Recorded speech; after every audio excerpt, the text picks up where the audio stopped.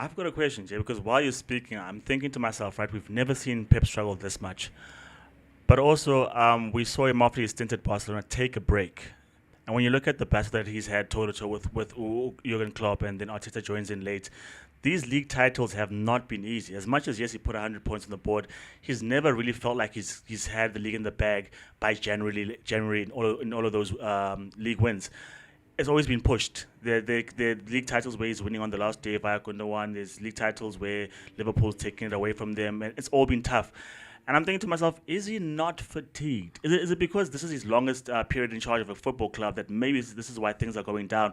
Do you think there's a counter to that in terms of actually there's more in the tank? Because we've never seen him in charge for this long, and maybe that coincides with him struggling.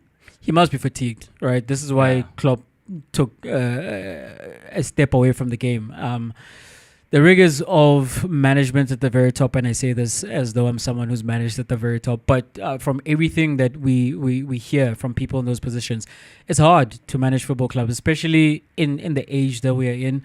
And I think, Chuck, that's why you hear Pep Guardiola coming out and saying, I've signed on for 2 years with Manchester City, but these are my last 2 years coaching a club. What I think we're going to see in Pep Guardiola's future is that he's going to manage a national team. The hot bet is on Brazil, the Brazilian national team. So we'll see what happens after the next 2 years with Manchester City.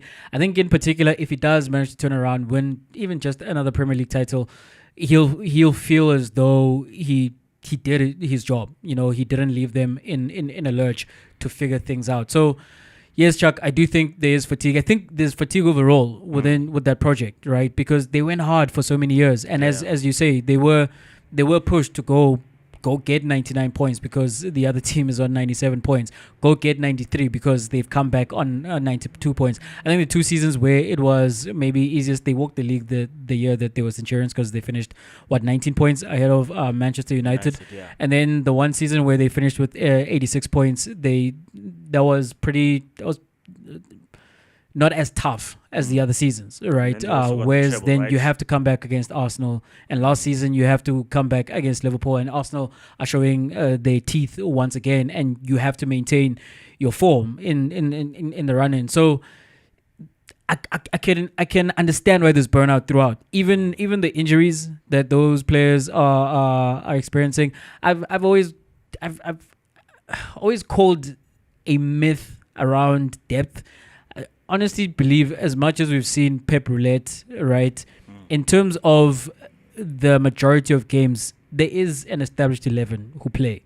And even if you might say they're not playing 55, 60 games a season, the fact that they've been playing high-level competition where they know that they are playing to win every single competition that they're in, that is Manchester City, that takes a different toll as opposed to just turning up, and there are different pressures, right? But I do think that that level of pressure where you've done it, now do it again. What keeps coming to you every season is do it again, and eventually you don't have anything to give anymore, right?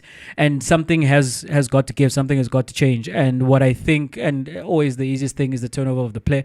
Well, the easiest thing is always the turnover of the manager if you've got the squad.